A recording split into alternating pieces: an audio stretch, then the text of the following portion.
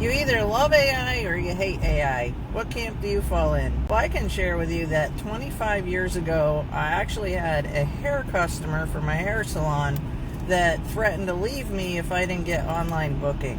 Yes, 25 years ago. Well, I don't take ultimatums, but what I did do was I did look up the idea back then on how to implement online booking. Say the least, I did implement it. I stopped doing her hair because I won't be told what to do.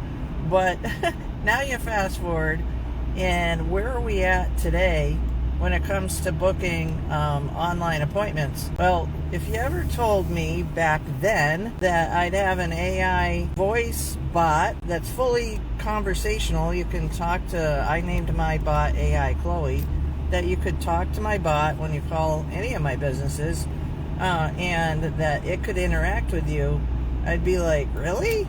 Seriously? So, but here's the struggle, all right? I get both sides of, like, the coin, I guess you could say, about why some people, might be afraid of AI, but what's the alternative if, like, it's not meant to replace people? Now, can an AI replace some jobs? I'm not going to say it's not, but here's also the other flip side of owning businesses for as long as I have. What if you struggle trying to hire employees? What happens if good, it's never changed as far as good help's hard to find, right? So this is the way I position the thought about implementing voice AI to answer your phone. You can use it as a sidekick because you can control the hours in which you decide that you want the AI to answer your phone. So again, it's not meant to replace anybody. Now in my instance,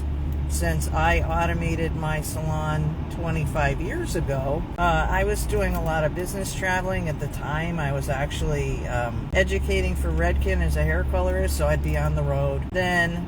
So it didn't really make a lot of sense for me to grow a whole great big team because I was more or less freelancing in my own life. So what I've found over the last quarter of a century is that by being able to help your customers be able to book faster, that's what they want. That's what they want. Because, like, I've been inside some of the hair groups lately, and the commentary about AI, it really is love or hate. I saw somebody post, they rather have their salon closed down before they ever allow AI in it. Well, you might get your wish because you know what? It's not going away. If you watch the Super Bowl commercials this year, AI is being advertised. And the other thing is this that most of you might not even know.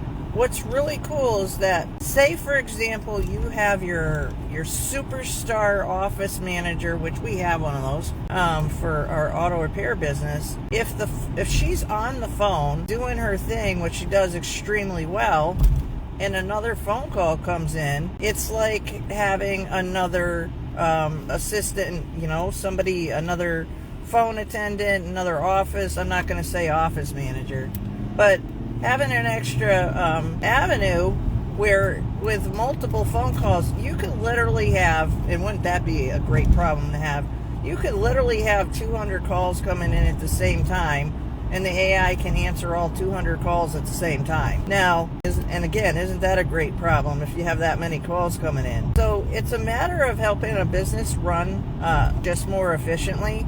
And the other thing is, like, if you miss a phone call because maybe you're old school, you're like, no. Because what really does amaze me is that when I'm inside groups and they're like, nah, you know what? They can just use voicemail. They know I'll call them back. Why is it about you? Being able to give customers fast, speedy service that is customer service. Now, one thing I can tell you from absolute experience, and not just my experience, but my husband, he owns the auto repair garage.